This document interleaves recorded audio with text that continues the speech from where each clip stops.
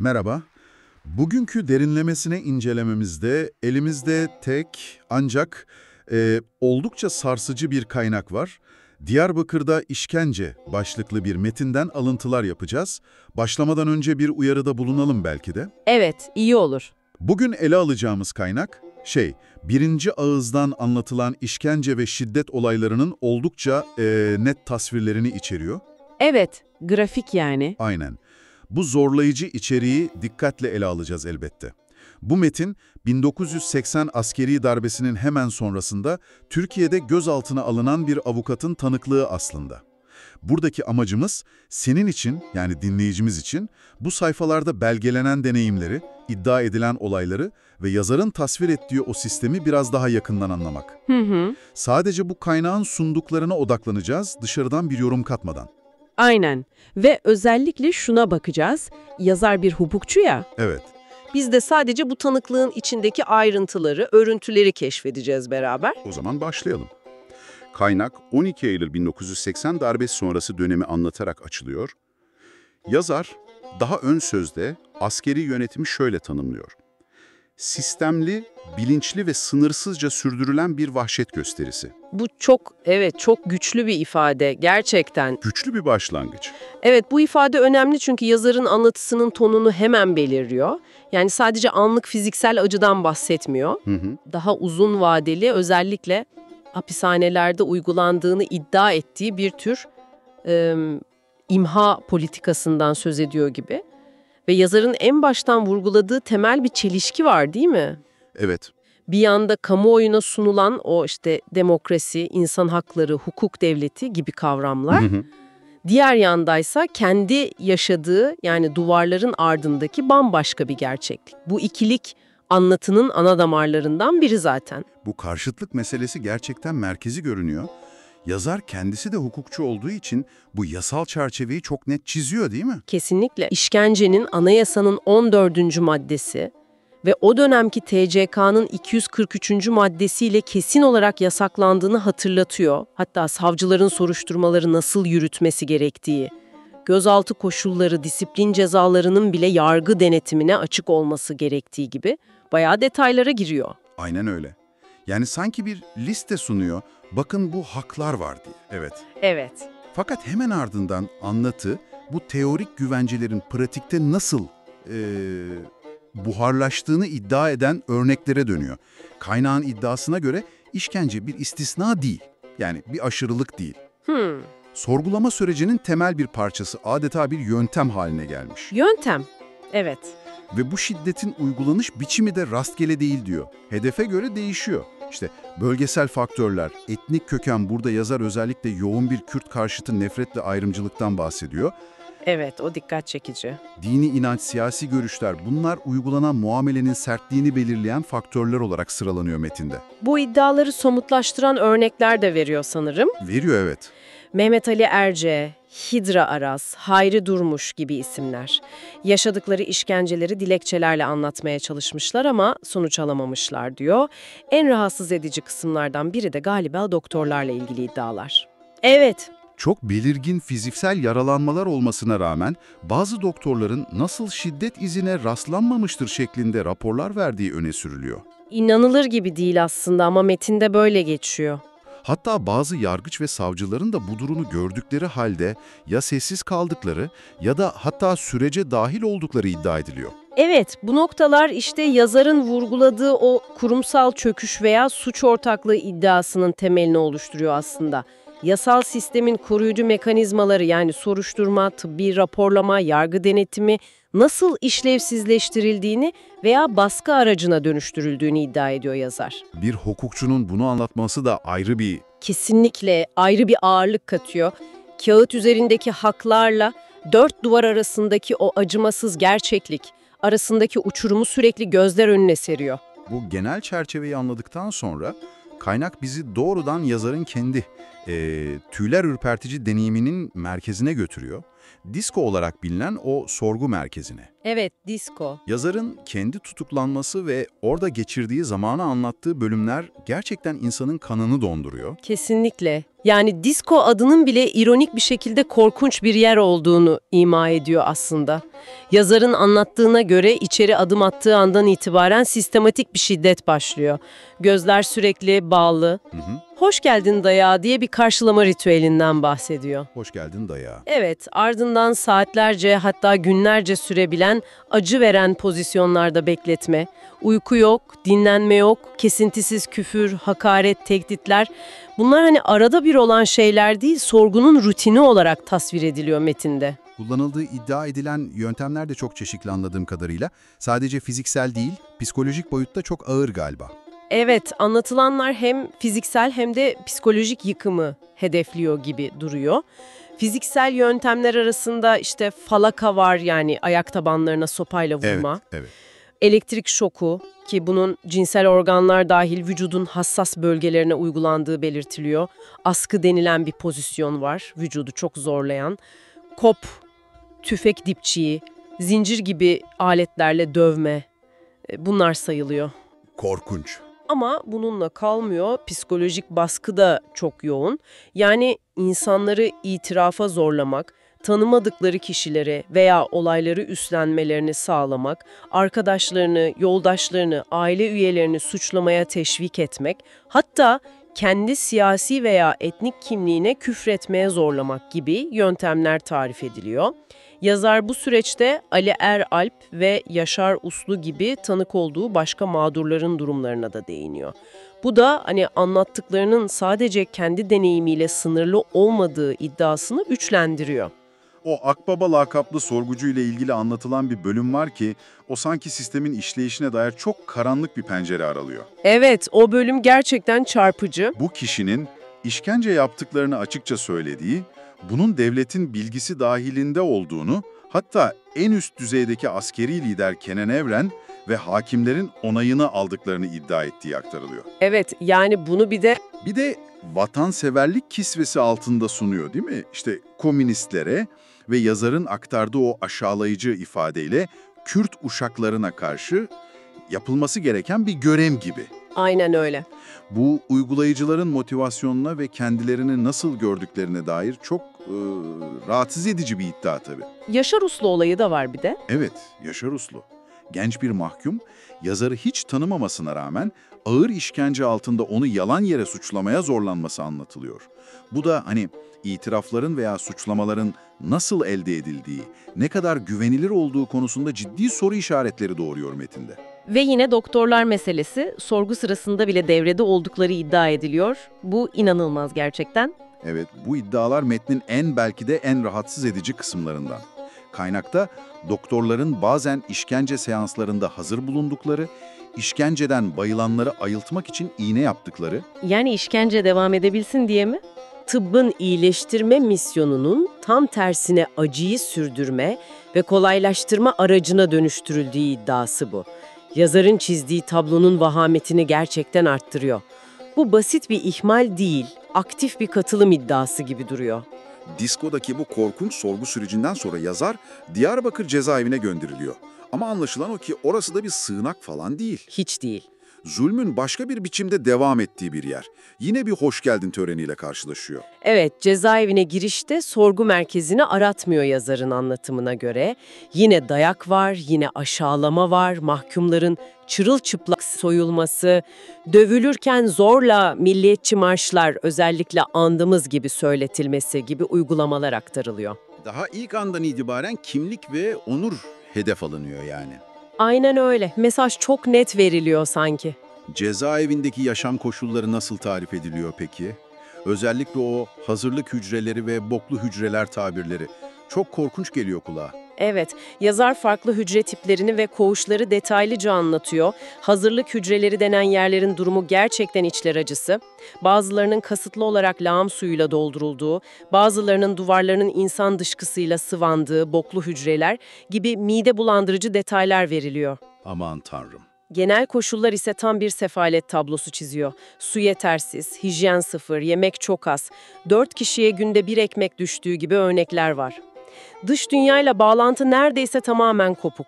Mektup, kağıt, kalem gibi en temel şeyler bile yasak veya çok kısıtlı. İletişim yok yani. Çok sınırlı, aile ziyaretleri hem çok nadir hem de sıkı denetim altında.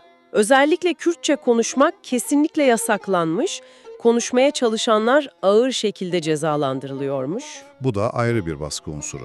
Tabii kültürel ve dilsel bir baskının da uygulandığını gösteriyor bu. Bir de eğitim adı altında yapılanlar var. Bu da başka bir baskı yöntemi olarak kullanılıyor sanırım. Evet, eğitim deniyor ama anlatılanlar aslında tam bir psikolojik işkence ve yıldırma programı gibi. Sürekli olarak avluda uygun adım yürütme, bağırarak milliyetçi marşlar söyletme, çeşitli antları ve Atatürk'ün nutuklarını ezberletme gibi faaliyetler. Bunlar genellikle bitmek bilmeyen dayak seanslarıyla, özellikle sıra dayağı denilen toplu dayaklarla birleştiriliyor. Yazar bir de infaz mangası olarak bilinen, özel olarak seçilmiş gardiyanlardan oluşan bir gruptan bahsediyor. İnfaz mangası mı? Evet, bu isimle anılıyorlar. Bunların koğuşlara yaptığı ani ve çok şiddetli baskınlar anlatılıyor. Bu baskınların tek amacı korku salmak ve en ufak bir direniş belirtisini bile ezmek olduğu anlaşılıyor. Metinde cezaevi içinde bile bir tür ayrımcılık veya farklı muamele olduğu hissiyatı var mı? Yoksa herkes aynı koşullara mı maruz kalıyor? Hayır, yazar tam tersini iddia ediyor. Cezaevi içinde de bir hiyerarşi ve farklı muamele sistemi kurulduğunu anlatıyor. Örneğin adli mahkumlardan bazıları veya idareyle işbirliği yapanlar, işbirlikçiler olarak tanımlıyor yazar, görece daha iyi şartlara sahip olabiliyorlarmış. Buna karşılık siyasi mahkumlar, özellikle de yazarın sürekli vurguladığı gibi Kürt mahkumlar, en ağır baskılara ve en kötü koşullara maruz kalıyorlar. Sigara, fazladan bir parça ekmek, kısa bir görüş izni gibi aslında temel hak olması gereken şeyler bile birer ayrıcalık haline getirilip kontrol ve psikolojik manipülasyon aracı olarak kullanılıyor.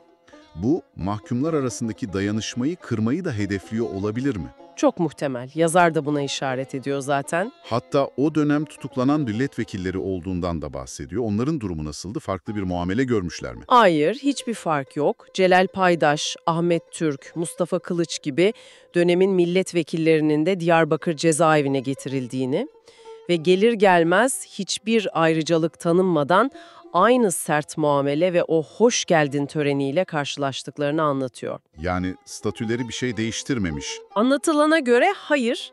Bu da sistemin siyasi kimliği ne olursa olsun muhalif olarak gördüğü herkese karşı ne kadar acımasız davrandığı iddiasını pekiştiriyor. Yazarın bizzat yaşadığı veya tanık olduğu böyle hafızasına kazınmış spesifik olaylar da aktarılıyor mu? Olayların vahametini anlamak açısından bu tür anekdotlar önemli oluyor genelde. Evet, anlattığı bu tür spesifik ve sarsıcı olaylarla dolu maalesef.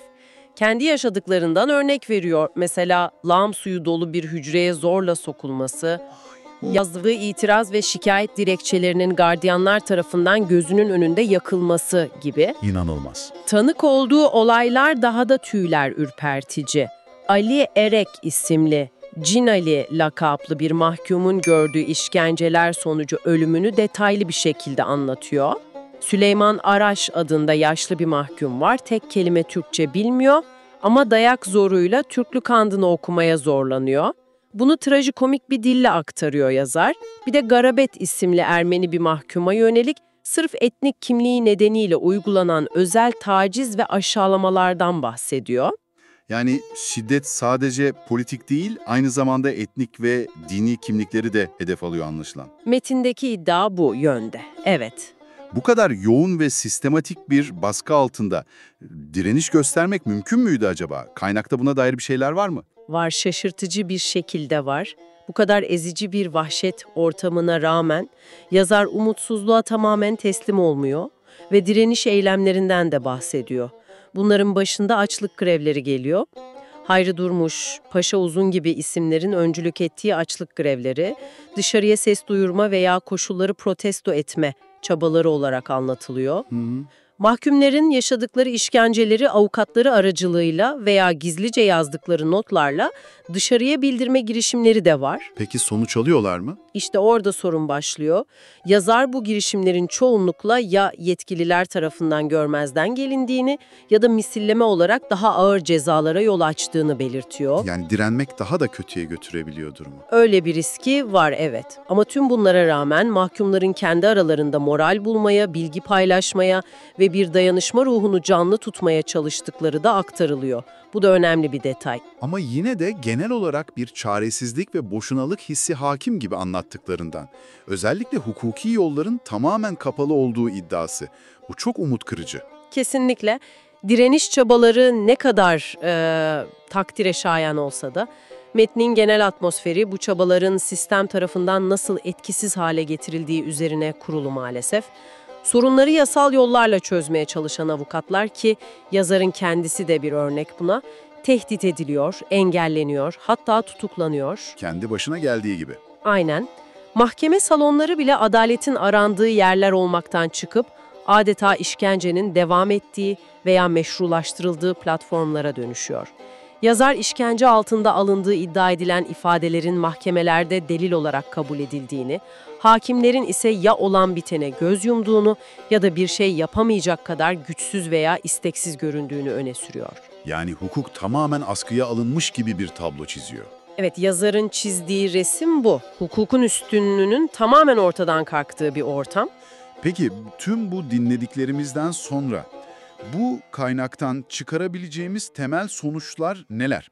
Bu tanıklık bize özetle ne anlatıyor? Bence bu anlatı en net şekilde şunu gösteriyor.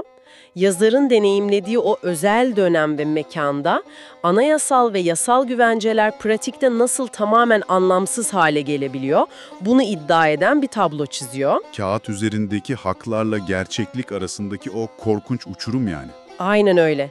İkinci önemli çıkarım da şu: işkencenin sadece bilgi almak için kullanılan bir sorgu tekniği olmadığı, aynı zamanda sistematik bir siyasi baskı aracı, insanları psikolojik olarak çökertme mekanizması ve yazarın özellikle vurguladığı şekliyle başta Kürt kimliği olmak üzere belirli etnik ve siyasi kimlikleri ezmeyi hedefleyen bir asimilasyon politikası olarak kullanıldığı iddiası. Bir de kurumların rolü meselesi var. Bu da çok kritik bir nokta sanırım. Kesinlikle.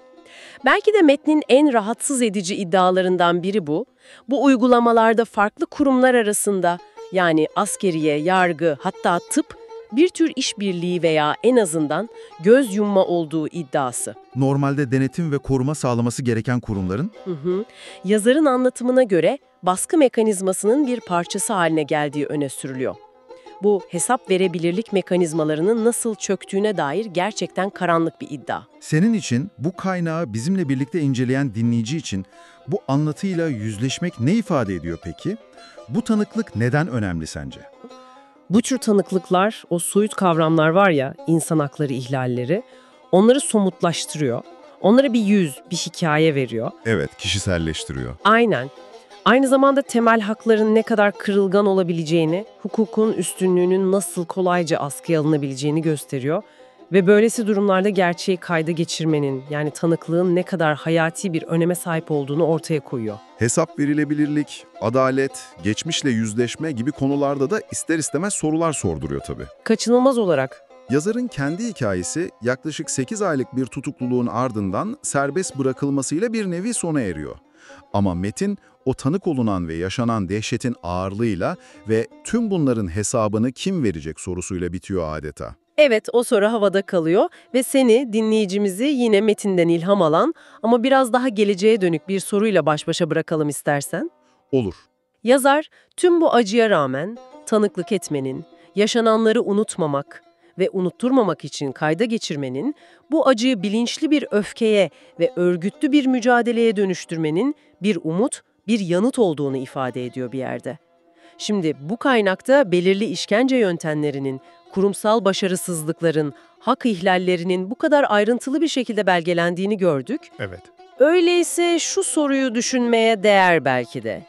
Bir toplum, gelecekte bu tür belgelenmiş ihlallerin tekrarlanmasını önlemek için ve eğer Yaşanırsa, sorumlulardan hesap sorulmasını garanti altına almak için hangi somut mekanizmalara, hangi kurumsal ve toplumsal güvencelere ihtiyaç duyar? Bu gerçekten üzerine düşünülmesi gereken bir soru. Hem bireysel hem de toplumsal olarak. Kesinlikle. Bu hepimizin üzerine düşünmesi gereken bir soru.